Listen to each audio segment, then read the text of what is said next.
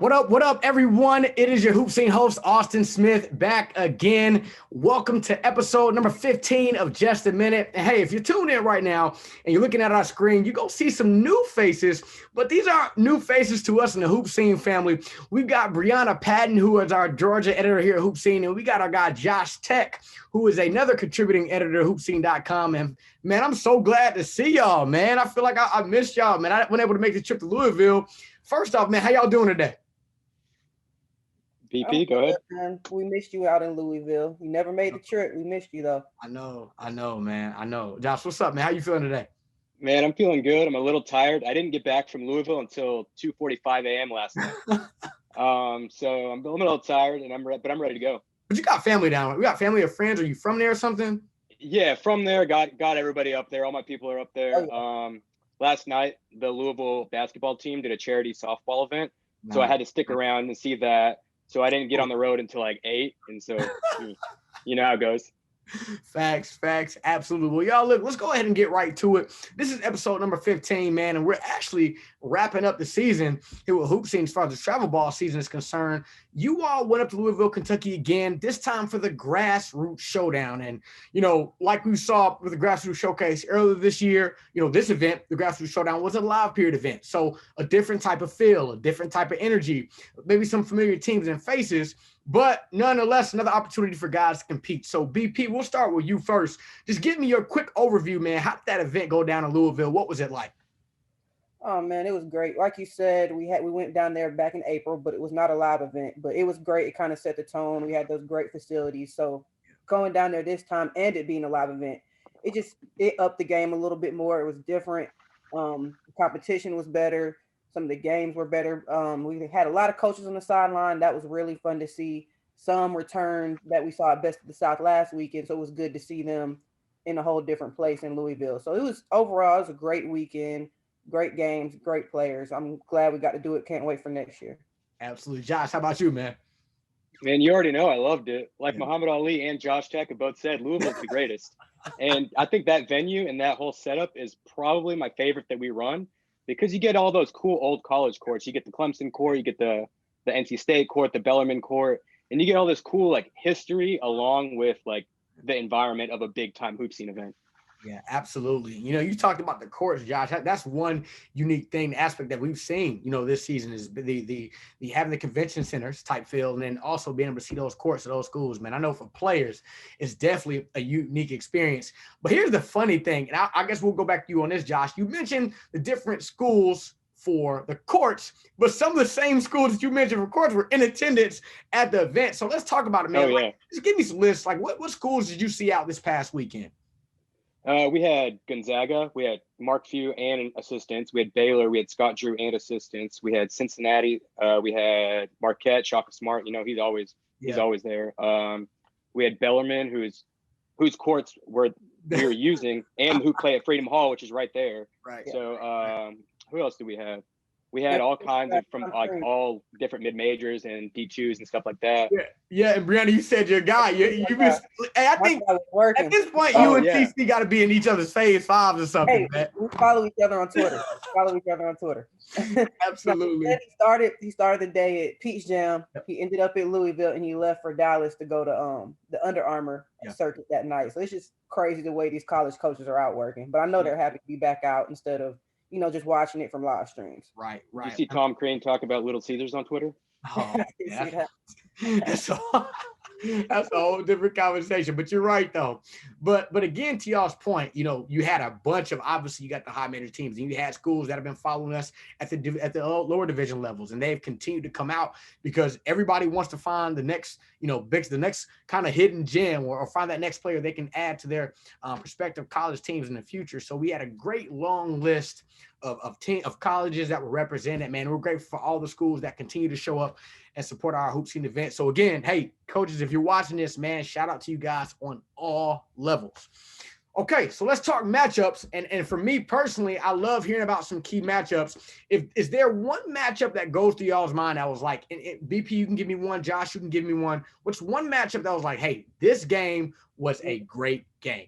I'm gonna let Josh go first because there was a great 2023 matchup in the night on Saturday. So go ahead, Josh.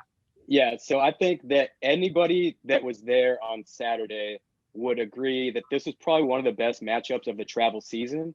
And it was between 3D Empire 16U and Mid Pro Academy 16U. Okay. That was, that Mid Pro team is loaded. Right. And we hadn't gotten to see the 3D Empire 16U team yet, and they are equally loaded. And that game went into overtime, high level on both sides, shot making, defense, athleticism, all across the board. It kind of had a feel like that UCLA Gonzaga Final Four game where you were just kind of like, yo, this is crazy. Like everybody's hitting everything. It's going into overtime. There's buzzer beaters. There's a buzzer beater from our guy Ethan Kaiser with the long flowing hair. Yep. He hit a 3 to send the game into overtime. So everybody that was there was kind of like, oh, wow, we're watching something special. Wow. Well, let's, Brianna, you got a game too. Let's stay here for a second, Josh. In that matchup, I know there were some pretty highly touted players on both sides. Who caught your eye early in that game? Both of that one game. All right. So early on, a player named Bobby McWard, who I hadn't seen before from 3D Empire, he hit 6 threes in the first half of the game. Jeez. Okay. Like it was one of those performances where he hit a couple and I was like, wow, this guy's heating up.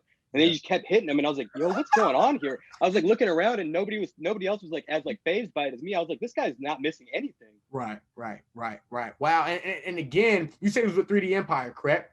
Yeah. And what's crazy about that is, upon first glance, people go to that game, they see what stacked roster that mid-pro team has. But then, just like you said, the kid from 3D Empire. Tell us a little bit about him, Josh. What position does he play? What's his game like overall? So I only got to see him twice, but he's a guard, and that team's got a bunch of good guards on it. They've got 3 really high level guards, and this guy, I mean, he was just shooting the lights out. So he's kind of like a catch and shoot kind of guy. He's got a couple guys that can make plays off the dribble and stuff like that. So when he's just spotted up and he catches the ball, you're done, like you're toast. Good deal. What was his name again, Josh? Bobby McWard. Bobby McWard. We got to add Bobby McWard to the list, man. Shout out to Bobby. A big game, man. Hey, Josh Tech says something about you. You're doing something right. So, Bobby, shout out to you. And, hey, listen, I already know that trio, mid-pro 16, Brock Harden, Ethan Kaiser, Owen Freeman, like, I know they came to play. And would you say that as well, Josh? Oh, absolutely. And I want to shout out 2 more guys from that team, too, or at least 1 more guy. They have Danny Stevens. Okay. We were number 5. He was really, really good all weekend. Anytime I got to see them, he was probably the most consistent guy I got to see. Wow. Nice. Good deal. Mid-Pro Academy 3D Empire 16U. That even sounds like it'd be a game on the 17U level, but it was good, Josh, to hear that game from the 16U level, man. So thanks for letting us know. BP, do you have a game in mind, an extra one that you may have seen that probably caught your eye? I saw quite a few good 17U games. A lot of them centered around 3D Empire 17s. Okay. They had a really good and close one with Florida Pro and with Team Florida. Nice. Anthony Black, he really stood out this weekend as an overall top performer. He might have been the top performer of the event. Wow. Which is pretty telling. He has an offer from Duke. Gonzaga just offered last week. They were at every single one of his games. Even showed up to the one where he didn't play because he was hurt. That kid, he truly scores the ball effortlessly. But they have a good team overall. They got the kid going to Stanford, Ryan. He can really shoot it. Probably the best catch and shoot shooter I've seen this travel season. Like I said, he's going to Stanford. They have 2 other quick guards. They have a good all-around team, but Florida Pro ultimately probably stole the show. How consistent they've been after losing the Thompson twins and the Hendricks brothers has just been insane, and that speaks to the coaching staff and the players that have bought in. The way they reloaded and continue to play at a high level against good teams and high Division I talent. It's crazy to see. They actually ended up winning the championship over Eric Gordon's team at the buzzer. I thought it was going to go into overtime. So Elijah White, who has been great again for the past 2 weekends, he was a top performer at Bots last weekend as well. He's just so athletic, such a long wing. He goes after every offensive rebound, and that's how they won the game. Kid got fouled to go shoot 2. He makes the first one, misses the second. Elijah tips it in with 1 second left on the clock, and they win it. So that was a really good one. Florida, like I said, Florida Pro was good all weekend. Elijah, Aiden Nabel, he shot well. He had a couple of games where he shot really well. He ended up being Florida Pro's leading scorer on the weekend. So that's a good team to watch. Yeah, good deal. And we've heard a lot about Florida Pro, and I heard you mention their coaching staff, man. So credit to our guy, Marcus McGee, who's a friend of ours at HoopSeen, who has, like you said, continued that upward trend of a program when you arguably look. it's one thing to lose your best players on the team. It's another thing to lose two arguably top 10 players in the country who are on your team. And so for Marcus to bring in guys like Elijah, I mean, we saw Elijah last week and I had the opportunity to interview him. And again, you talk about a kid who shows that athleticism every time and makes key plays to win ball games. I think that's a big thing we miss out on a lot of times is guys do things and they have good numbers, but it's all about winning plays. I know JY talks about making winning plays all the time. Let me ask you this, Brianna, because I do want to go back to Anthony Black for a quick second. We've seen his recruitment continue to spiral upward.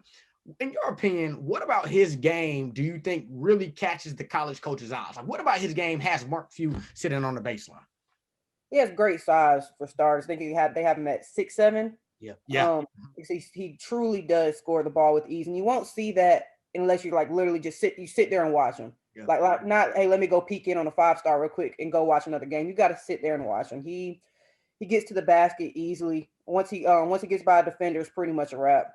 He has so many different ways he can finish. Once he gets to the basket, he finishes through contact. He'll put a move on you and rise up for a three. Wow. He can pretty much score in any way. And he's a good defender too. I was watching him this weekend. And his length, he does a really good job defending on ball. And that I like to see that out of a highly ranked guy. You always like to see that. So that definitely stood out as well. And he could pass it. He had a lot of good passes. He's hitting Ryan on the wing for a three. He's hitting his big man. He's hitting his other guards for a three. So he just has a good all-around game. Yeah, for sure. And I can totally agree with that. And it's good, guys like Anthony and Elijah have continued to see their trend upward because they played at the events. That's one of the benefits of playing on a HoopSeen platform is that you get those eyes, you get those matchups. A lot of people, think it's shoot circuit or bust, and that's not the case. Here at HoopSeen, we got arguably the best independent platform in the country, and be able to partner with our friends at NY to LA, who have a great organization as well, make it even better. So when you get two powerhouse organizations coming to help independent teams, you get the situations like the Anthony Blacks. You put guys like Elijah White on the map.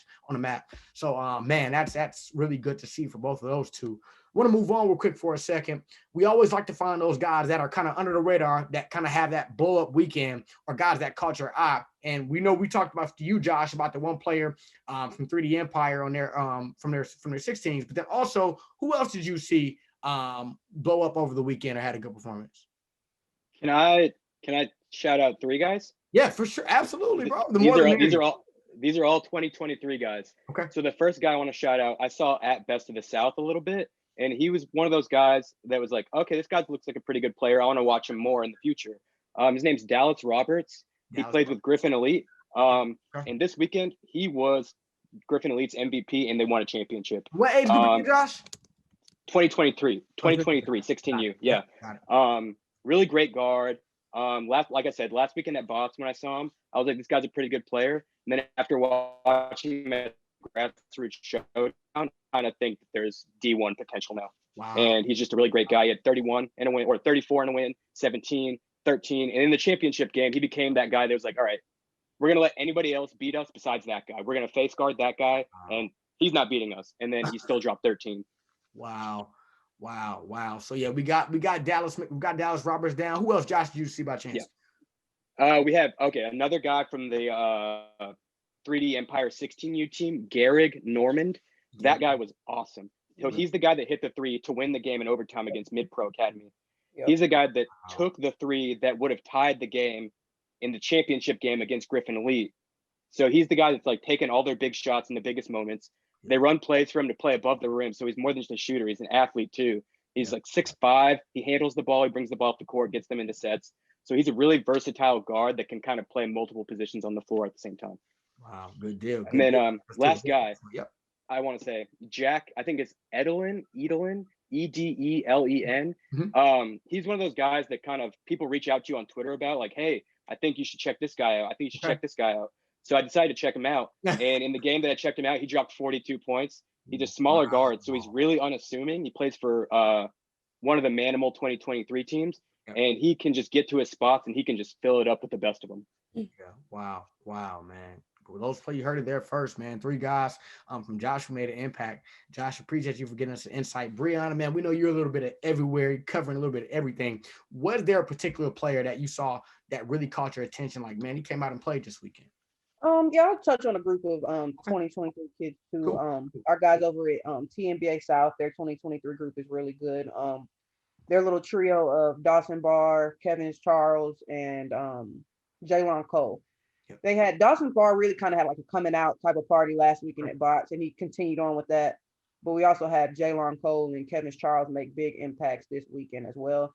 They lost early, so they weren't in the championship, but they finished the weekend with one loss, which wasn't bad at all. And those three, they just continue playing really well. Dawson Barr, his trend up. What do you think, Josh? He's about up to 6'4", 6'5" now. Dawson Barr, yeah, I'd say he's like 6'4". Yeah, he's about 6'4". He can shoot it. And Wow. but from the biggest improvement I've seen him make from earlier this travel season to now is his ability to create off the dribble. Okay. He added a whole new dynamic to his game. He can get to the rim now. He can make plays and all that. Jaylon Cole is probably their most athletic player. He can get to the rim whenever he wants to. Yeah. Kevin Charles, he's kind of one of those guys. He does all the dirty work for him. Yep. He'll bang down low. He'll take the charges. He'll set screens. Goes after every rebound. He's one of the kind of those guys for them. But that whole trio is really, really good for that team. Dawson Barr is definitely one to keep an eye on heading into high school season coming up. Can I add something about Dawson? Yeah. I love his passing ability. If you just sit down and watch him, he makes some really great reads, and he just kind of makes really nifty passes where you're like, oh, I didn't see that one coming. Yeah. Wow. And Team Florida's 2023 team, they played up this weekend, but they definitely have some prospects on that team too. TJ Hurley, he was hurt, but he officially has transferred into the state of Florida to play basketball. He's from Canada. He had a really good weekend at Bob Gibbons. He led them to a second place finish. They lost to Each One Teach One's 16 group, which, as we all know, is really, really good. But he didn't play this weekend. He hurt his ankle last weekend at Bots. But he's good. He's 6'5", pretty much like Dawson Barr. Shoots it. He does a little bit of everything. But that they did have playing this weekend, Max Sims. He's definitely one to watch. In the first game I saw him, he hit 6 threes total. He has good size. He's probably about another one that's probably about 6'5". Like I said, he can knock down shots from pretty much anywhere in the court. So he's definitely one to watch. He had a good weekend for them. And also Michael Swift. He's there. He plays some point guard for him. He plays some shooting guard for him. He does a little bit of everything for them. He's another one definitely to watch. He was actually I identified him last weekend at Bots as one of our top Florida guys. So he had another good weekend. Wow. Man, so it sounds like that 2023 class consensus was one to really look out for last weekend in Louisville. Let me ask you guys this, and this is a question, I guess, as we can get ready to head into Orlando, because as you all don't know, hey, it's going down. We're getting ready for the Orlando Championships, man. It's going to be off the chain. You look, you don't want to miss out. J-Wall's been telling y'all all season long to make sure y'all are online and register. And this Grassroots Basketball Summer Championship is going down in Orlando, July 23rd to 25th. So we hope to see you guys there. But let me ask y'all this. In your opinion, what separates the really good teams, okay, from the teams who were maybe trying to still attack that curve or get around the corner as we head into this final event? What's the separator for you guys? Josh, you can go first.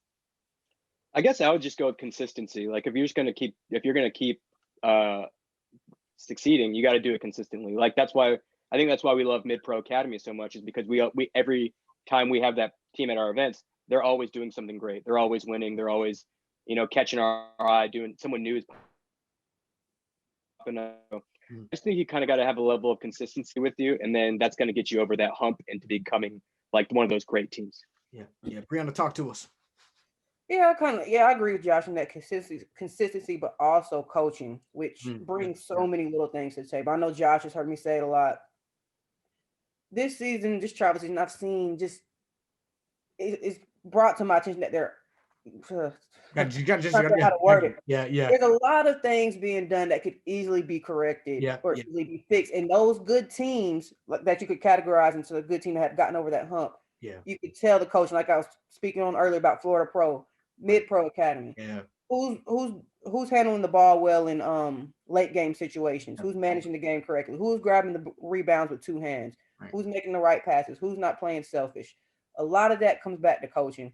Yeah. And a lot of these kids, especially in AAU travel, you have some of these teams have multiple D1 players. Yeah. A lot of them need to be coaches. You have all the talent in the world, but you got to have the system. You got to have the kids that buy in. They got to know the little things, the little fundamentals, and that makes all the difference. Especially when you sit down and watch them play, it makes all of the difference. Yeah, you're right, Bree. It does, because again, it ultimately affects how you play. And you talked about your guy Tom Crane, like he made a tweet the other day that talked about, hey, we want to see players win. You know what I'm saying? Ultimately win.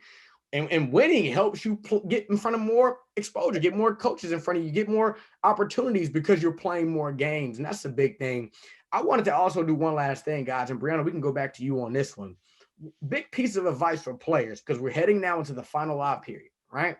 And for some players, this is that last chance to really kind of, during the summer at least, to make an impression on a college coach. Brie, what's one piece of advice you would give any player heading into this last live period? Yeah, just do what you're good at. Don't fit in where you're getting. Don't sit there. If you're not a 20 point per game guy, don't go try to be that. Every coach isn't looking for a guy that can go out and get 20. Some coaches may just need a guy that can handle the ball, not turn the ball over, distribute and run the offense. Don't sit there. Don't go out there and let social media get you. Oh, all my other teammates are getting offers from here, here, and here. These coaches are going to see them. Just playing your game. When the right coach will come find you, you'll end up falling in the right situation. Don't measure your success up to anybody else. It's just stay in your game, play your own game. Absolutely. Josh, go ahead.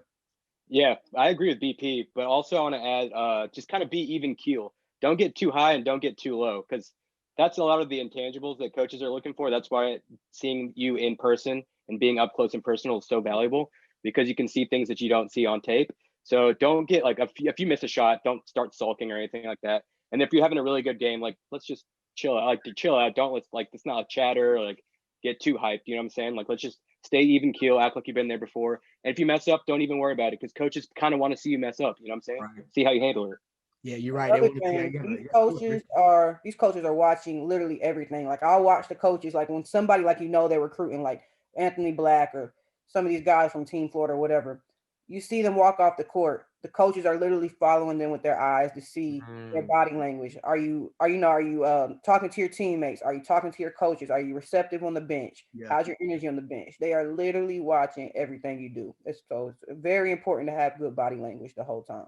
Wow. Well, guys, I appreciate your time. Hey, players, listen, players and coaches, you heard it from our very own Brianna Patton and Josh Tech, man. Some great advice heading into that final live period.